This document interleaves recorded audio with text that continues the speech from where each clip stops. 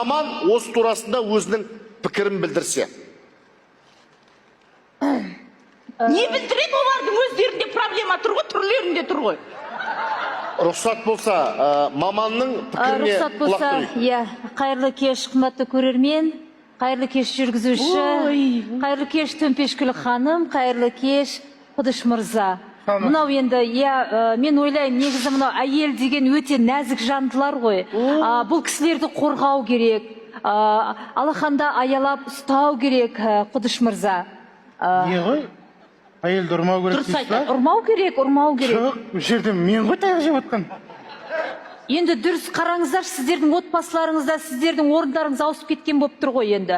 Сіз енді әйел секілді нәзік жанды болып тұрсыз. Иә, нәзік жанды. О баста сіз енді тізгінді әйеліңізге берген болып тұрсыз ғой енді. Дұрыс қой енді. Сіз май шелпек болып сөйлемеңізші. Жоқ, кешіріңіз. Ананың орны, мынаның орны ауысып. Қазір еркектер жұмыс істемейді, әрине әйелдер жұмыс істейді. Я енді мына кісінің өте сондай нервісінің жұқарған. Жұқармағанда наркологияда көрер едім. Охрана болып жұмыс істейді. Ашулана бермеңіз, ашулана бермеңіз. Жалпы, енді осы турасында Жұлдызай ханым, Құдыш мырзаның қазір психологиялық ауытқуы бар сияқты. Ішкі сезімі, бір қорқыныш, үрей бар сияқты. Бұл кісіге сіз консультация беріп, өзіңіздің емханаңызға шақырып емдей аласыз ба? Әрине, осы бағдарламадан кейін өзі телефон алмасып айтыңыздар, мен тегін емдеп беремін. Қызған пашып шарады мен. Бәрекелді, осы турасында арнайы журналист Наурыз мырза, сіз өзіңіздің пікіріңізбен алмаса кетсеңіз. Ой, бұл ананың түрін қараш, өзіне керек қой. Не айтады мыналар, не айтады мынауың? Саламатсыз ба? Мен ештеңе айтпай қойыңыз, шын мәнінде. Конечно, айтпайсың. Құдыштың орнында мына жерде талып ататын сияқтымын мен де қазір. Иә, енді онда рұқсат болса мен айтайын. Бәрекелді. Негізі былай дейді өзі. Мынау кемпір мықты болса, шал... Жоқ. Кемпірге серт. Сөз өтсе шалда мықты. Ой, бұл жаман адам мақалшы дейді. Иә, шалда мықты дейді. Екеуден артық төртеуге... Жоқ, екеуден төртеуден алтау мықты. Иә, сондай дейді. Сосын неге бұқтырылға... Не дейтін еді? Жоқ, еркекке нәпсі айдаса бұрқылдаған. Сосын? Еркектер тастандар жалқаулықты. Міне өзі біліп отыр ғой енді, бұл кісі бәрін біліп отыр, түсініп отыр. Негізі еркектің жаңағы табысын түзден табады дейді, әйел адам нанды үйден жабады дейді. Дұрыс қой, да? Яғни сіздің Жұлдызай ханым, бұл кісінің ең басты проблемасы мәселе жалқаулық. Иә, сол мен айтамай отырғаным. Яғни бүткіл болып жатқан оқиғаның ең шындығы ашыла бастап жатқан сияқты. Дұрыс қой, енді қараңыз, сіз әйелін жақсы көресіз қой, е? Шыныңды айт только. Сіз кішкене сабыр айтсаңыз жақсы көресіз ғой. Мен былай қарап отырам, айт. Жақсы көрем.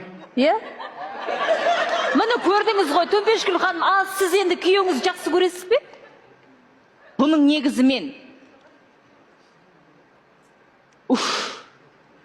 жалқаулығына ғашық болған. Көрдіңіз ғой, проблема шешіліп тұрды. Міне, мәселе қайда жатыр? Яғни сіздің күйеуіңіздің ең ұнайтын қасиеті жалқаулық болғандықтан, сіз бұл кісіге ғашық болып, сондықтан сіздер отау құрдыңыздар. Иә, міне. Мен бір нәрсе айтайын. Жүре, айтыңыз. Аспаңыз. Күйеуіңіз өзінің ойын осы бағдарламадан алған бір түйіндеп жіберсе, рұқсат болса. Бүкіл дүйім жұрттың алдында позор болмайды, бәрібір менімен тұрасың. Жүр одан да. Таяқ жегенің жеген. Төмпешкүл, мына жерге келіңізші. Бір нәрсе айтайыншы болды. Кішкене сабыр сақтап келіңізші, Төмпешкүл ханым. Сабыр сақтаңыз, сабыр. Құдыш мырза, сөз өзіңізде. Тым жақсы күйеуіңіз бар, тыңдаңыз. Осы уақытқа дейін саған еріншектік жасап, жалқаулық. Мен негізі сыны керек, өзімнен де баршы. Жұмыс істегім келмей, үйде жата беріп, белім ауырады. Ана жерім ауырады, қанша сылтау айттым, соның бәрін көтеріп келген Төмпеш деппін ғой, Төмпешкүліме рахмет айтам. Менің негізі... Сен Төмпешкүл... бір бұл питке саймен ұрғым келеді. Мен саған, тұш отыр, отыр үйде, деп айта алмаймын ғой, айта алмаймын ғой. Браво, Құдайға шүкір. Еркектің даузы шықты. Менің негізгі атым Төмпешкүл емес, мынаның қойған аты. Менің әп-әдемі Балжан деген атым бар. Негізі шынымды айтсам, менің атым Құдыш емес. Менің атым Серғали. Не үшін Міне Құдыш? сіздерге шоу. Міне шоу. Просто Құдыш болып кеткенін түсіндірейін. Мен мынау постоянно ұрады ғой, быдыш деп Құдыш болып кеткенін.